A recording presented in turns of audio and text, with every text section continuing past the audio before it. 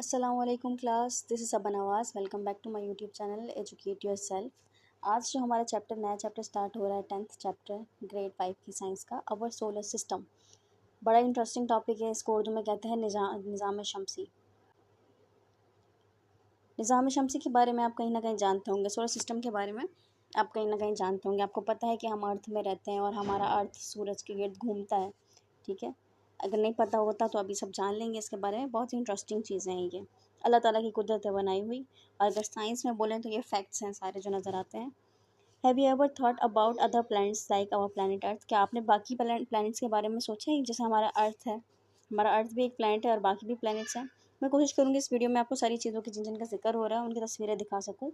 Our sun and objects, हमारा सूरज और बाकी सारे जो ऑब्जेक्ट हमारे सोलर सिस्टम में होते हैं, जैसे कि प्लैनेट्स हो गए, सारे सैयारे जो हो गए, कॉमेट्स हो गए, स्टीरॉयड्स हो गए। ये रहा comet,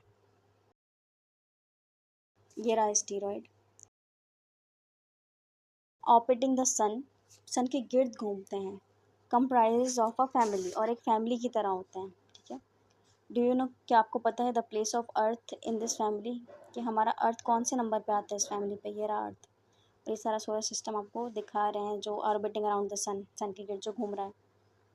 have you ever seen a meteor shower? क्या आपने कभी मेटियोर शावर देखा है? ये रहा, ये देखें। और अ कॉमेट, या कभी कॉमेट देखा है? ये रहा। And thought about what are they made of and where did they come from? और क्या कभी सोचा आपने कि ये किस चीज़ के बने हैं और ये कहाँ से आते हैं?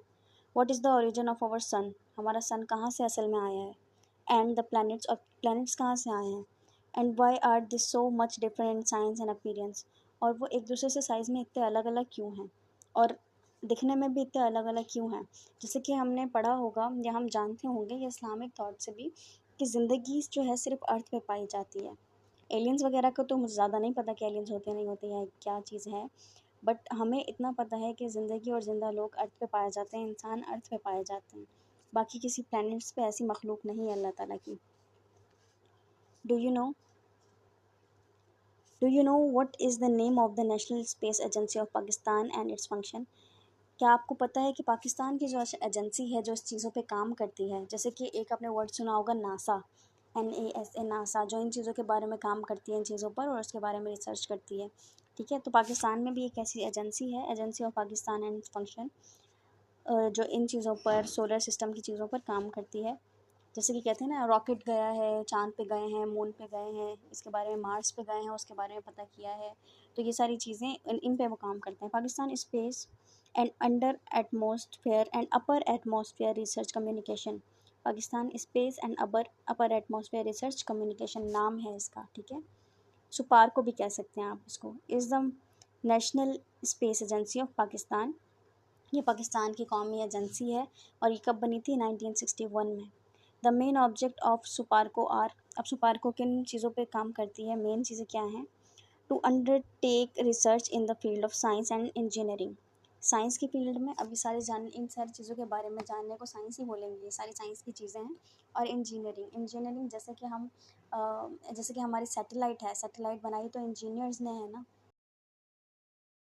तो वो गई भी है सोलर सिस्टम में। और जैसे कि हमारे रॉकेट्स वगैरह जाते हैं, या जिन चीज़ों पे हम बैठ के स्पेस शिप वगैरह जाती हैं, वो सारी चीज़ें इंजीनियरिंग में शामिल होता है वो।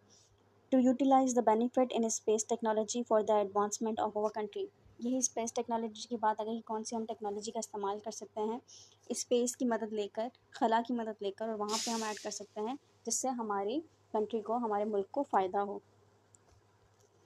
Besides the SUPARCO's main function are, इसके अलावा जो सुपारको के मेन फंक्शंस हैं वो क्या है? To make satellite and communication for communication, the earth's observation and research purpose, satellite की मदद से कम्युनिकेशन करना और अर्थ को ऑब्जर्व करना कि अर्थ में क्या क्या हो रहा है, और इस तरह की पर्पसेस में, इस तरह की रिसर्च में सैटेलाइट काम आती है। और ये क्या करती है कि ये करती है कि जैसे सैटेलाइट का पता है क्या काम है? अब सैटेलाइट हमने खला में भेजी हुई है, तो सैटेलाइट क्या करती है आपको, जैसे कि नेटवर्क आते हैं, इंटरनेट आता है, रेडियो आता है, रेडियो वेव्स जो आती है, रेडियो के थ्रू बात कर सकते हैं, ये सारी चीज़ें। जीपीएस जो ट्रैक करना होता है वो, या फिर आपके घर पे अगर ऊपर डिश लगी हुई है तो वो, उसको सिग्नल कहाँ से मिलता है टीवी के चैनल्स आने के लिए, ये सारा सैटेलाइट की मदद से होता है। To conduct studies in space and atmospheric science, radio waves propagation, astronomy and geomagnetism. ये सारी चीज़ें जैसे कि रेडियो वेव्स का जो काम होता है, जिसको आप वॉकी टॉकी पे बात करते हैं जो कहते हैं, इनके बारे में जानना, और मौसमों के हालात बताना कि मौसम कैसा होने वाला है, वो चीज़ें उसके बारे में जानना। और एस्ट्रोनॉमी यानी कि सितारों का अमल, ठीक है, माहिर फल्कियात एस्ट्रोनॉमर्स को बोलते हैं, सितारों का अमल रखने वाले। पहले होता था ये बहुत सारा कि जैसे कि लियो, लिब्रा वगैरह, ये सारे आपके साइंस और स्टार्स होते हैं, उनके नामों पे, और उनको ढूंढ ढूंढ के लोग अंगूठियाँ भी पहनते हैं, ठीक है। तो ये सारी चीज़ें। और क्या है, जियोमैग्नेटिज्म, जो हमारी अर्थ की कशिश है, अर्थ का मैग्नेटिक फील्ड है, उसके बारे में पढ़ना, ठीक है। ये हमने मैग्नेटिक कंपास भी पढ़ा था पीछे वाली मैग्नेट वाले चैप्टर में, मशीन एंड मैग्नेटिज्म नाम था उसका, या ऐसे ही कुछ नाम था। इससे पहले वाले चैप्टर में मैंने उसके टॉपिक में मेंशन किया हुआ है, अगर आपको देखना है तो वो वीडियो देख लें, हमारी ही बुक का टॉपिक है, ठीक है। आगे आते हैं द सोलर सिस्टम। हमारे निज़ाम शमसी है क्या, सोलर सिस्टम है क्या। Describe the solar system and its planetary arrangement showing position in the earth in our solar system. कह रहे हैं कि ये बताएं कि अरेंजमेंट कैसे हुई हुई है सारे सोलर सिस्टम में, सारे प्लैनेट्स की अरेंजमेंट कैसे हुई हुई है, और हमारा अर्थ कहाँ पे आता है। अब ये देखें, पहले ये पिक्चर्स देख लें, पहले ये पिक्चर देख लें। ये सूरज है, और इसके गिर्द ये सारे जो है सैयारे चक्कर काटते हैं, ठीक है, सारे सैयारे वगैरह चक्कर काटते हैं, ये हमारे सैयारे हैं।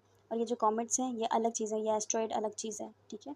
ये 1 2 3 4 5 6 7 8 9, ये 9 सैयारे हैं। अब 8 बचे हैं, अब प्लूटो को काउंट नहीं करते, वो क्यों, वो आगे पढ़ेंगे। सही है, ये सारे सूरज के गिर्द चक्कर लगाते हैं, और इनमें से कौन सा छोटा है कौन सा बड़ा है वो भी पढ़ेंगे। सही है। Our solar system is a collection of planets. हमारे सोलर सिस्टम में क्या क्या आ जाता है, हमारे सोलर सिस्टम में प्लैनेट आ जाता है, मून्स आ जाते हैं, स्टीरॉइड्स आ जाते हैं, comets and smaller debris such as meteoroids आ जाते हैं। इन सारों की पिक्चर मैं दिखाती जाती हूँ नाम मेंशन करके।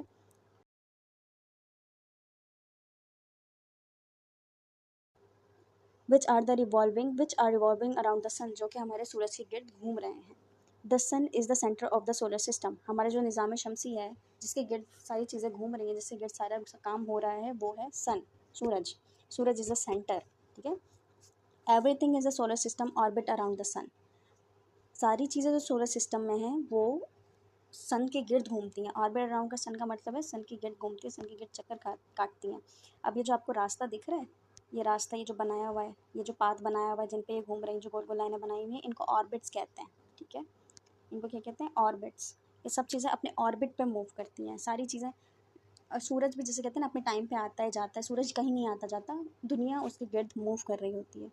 सही, साइंस ऐसा बोलती है।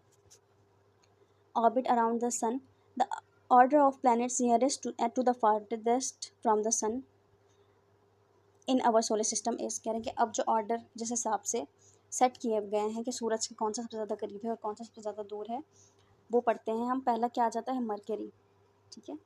मैं कलर चेंज कर लूँ ताकि मेंशन करने में मज़ा आए। पहला है मरकरी, ये रहा मरकरी, सूरज के सबसे करीब, ठीक है, और सबसे छोटा वो प्लैनेट है ये। दूसरा है वीनस, ये रहा वीनस दूसरे नंबर पे। उसके बाद क्या आ जाता है, अर्थ। तीसरे नंबर पे हमारा अर्थ आता है। याद रखें, पाकिस्तान स्टडीज़ में या पाकिस्तान की मालूमात के बारे में ये भी पाकिस्तानी जनरल स्टडीज़ में भी ये सवाल आ सकता है कि अर्थ जिसमें हम रहते हैं वो कौन से नंबर पे आता है, वो तीसरे नंबर पे आता है। उसके बाद आ जाता है मार्स, ये रहा चौथा नंबर पे मार्स। उसके बाद आता है जुपिटर, जुपिटर ये रहा 5वें नंबर पे। 6वें पे आता है सैटर्न, ये रहा। 8वें पे आता है यूरेनस, ये रहा। 9वें पे आता है नेपच्यून, ये रहा। अब सबसे छोटा मरकरी है। जुपिटर जो है 5वें नंबर पे आता है, पर सबसे बड़ा साइज़ में, ठीक है। जुपिटर सबसे बड़ा साइज़ में, सबसे दूर नहीं है, सबसे दूर क्या आ रहा है, नेपच्यून आ रहा है। और सबसे बड़ा साइज़ में कौन है, जुपिटर 5वें नंबर वाला। ये एक्सेप्शन है, ये याद रखना, ठीक है। और प्लूटो को अब काउंट नहीं करते हैं, ठीक है, वो बताते हैं आगे क्यों। आगे पढ़ते हैं। आउट ऑफ दीज 8 प्लैनेट्स, इन 8 प्लैनेट्स में से 5 are visible to the naked eye. 5 हम अपनी आंखों से देख सकते हैं, ठीक है। ऐसे अर्थ पे मूवमेंट्स होंगे, जगहें होंगी, या ऊंची ऊंची ऐसी जगहें होंगी जहाँ पे जाके ये हमें दिख सकें। क्या क्या दिख सकते हैं हमें, mercury, Venus, Mars, Jupiter and Saturn. क्योंकि ये पाँचों जो हैं, ये रहे, ये पाँचों जो हैं अर्थ के इर्द गिर्द आ जाते हैं, ठीक है। ये बीच में हमारा अर्थ है, ये तीसरे नंबर पे अर्थ है, तो ये सारे जो है अर्थ से नज़र आते हैं क्योंकि अर्थ के आगे पीछे ही होते हैं। बाकी जो दो थोड़े दूर हैं, जो the remaining to, Uranus and Neptune, ये दोनों थोड़े दूर हैं। ये रहा यूरेनस, ये रहा नेपच्यून। तो required telescope for their observation.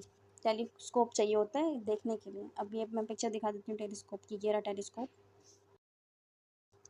Pluto is no more consider as the planet now. अब प्लूटो को प्लैनेट के तौर पे कंसिडर नहीं किया जाता। क्यों?